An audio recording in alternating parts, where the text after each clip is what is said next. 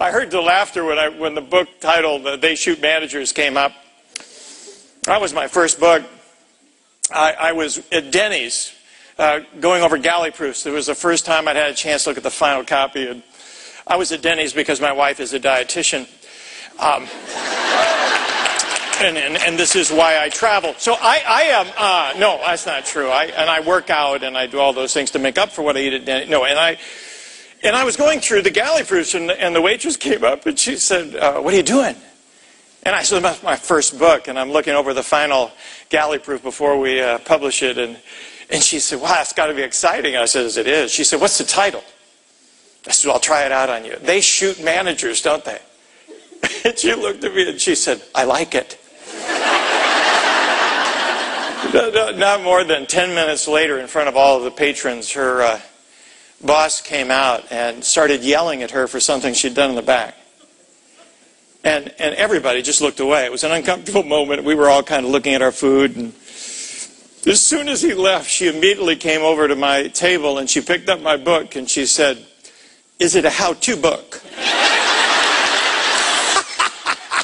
And I said, not that kind, you know. One of the things that I want to be honest about it because I think it's one of the challenges you face. How many agree change brings with it a certain amount of conflict and frustration because not all changes are appreciated. At the same time, some changes are really applauded, but not necessarily throughout an organization. And you are the one that manages change and the conflict that goes with that. We talked earlier, how many of you have some people who really don't like any change whatsoever? They didn't come to Inova for change. They came for stability. A proven organization that had a tradition and a track record, and it's a place I could work until I died. They probably get a deal for that, just like the health care, exercise. And then you have other people who love change. How many of you can think of people, they just eat it for lunch? In fact, if there are no changes, they start rumors just to see if they can make it happen. You need both of those people. You need people who will try and hold on to the things that are really important and what has made Inova what it is. And at the same time, need to be open to anything that's going to make it better. And that means you're going to have a certain amount of conflict. Please get used to that. I embrace it because I figure sometimes I'm wrong. If somebody confronts me, I don't mind spending time talking about it because maybe I'll be better tomorrow.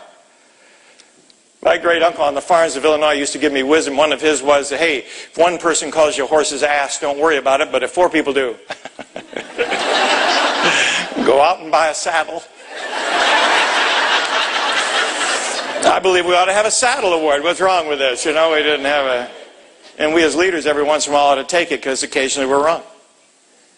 Some of the things that have been a part of Inova will continue to be a part of Inova, but we can't have an automatic veto on the things that will allow us to position for the future. I have enjoyed being part of your team for this is the 2nd day.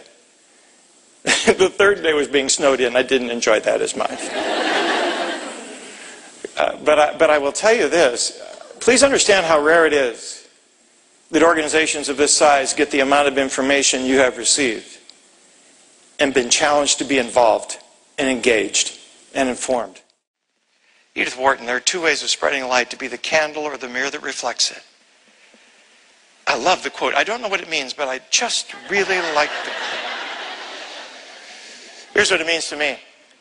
If you have to be the candle for this change and you have to motivate everybody, it's taxing.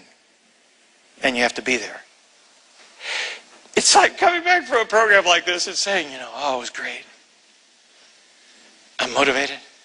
I have ownership. And I have my candle. This is my vision mission candle for 2015. And I've put one in each of your desks. Now I want you to take out your candle because I want you to light it from mine. And they light their candle. So, do you feel it? Huh? Feel the light? Now you sustain this because I've got other people I've got to motivate. How many of you agree as soon as you leave, what would they do with the candle? Oh, jeez. I guess you had to be there. Your job is to not be the light, but to find it. and let it be theirs. What if you came back from this program and you went up to some of the members of your team, maybe one or two of them, and you said, you know, it really has come home that this is something we're going to have to deal with. And some of the examples that were shared made me think of you. Because the work you have been doing on this team is exactly what they talked about us having to do. And I don't think I've acknowledged enough of the work that you have done to be part of the vision we're trying to create here. And the whole time he was telling that story, all I could do was think about you, and that I hadn't communicated how much I appreciate the work you're doing on that. Your job is to be the mirror. You know what most of us do? We're so busy, when somebody comes up to talk about their story, we just turn them off. How many of you had times you've been looking at your computer, you got a lot to do. Nancy comes in and she says, Terry, I need to talk to you. Sure, go ahead, go ahead. What am I saying to her? Look, I don't have time. I know I'm supposed to have an open door, but in spite of the fact that I have a closed mind, continue. I enjoy watching verbal diarrhea out of the corner of my eye. Even if you could repeat back what she said, what's the message you've sent? You don't count. Empowerment is killed in moments like that. There is nothing more important to you right now than finding the story of where this vision is being created. And you are the miners that will find it. When you talk to your people and you start seeing evidence of change, your job is to grab it, acknowledge it, share it up through the system so that we can begin to use it to propagate the kind of ideas and that energy. Good ideas are contagious. But if we're trying to get them from external sources instead of our own, we're not building our own culture as we move.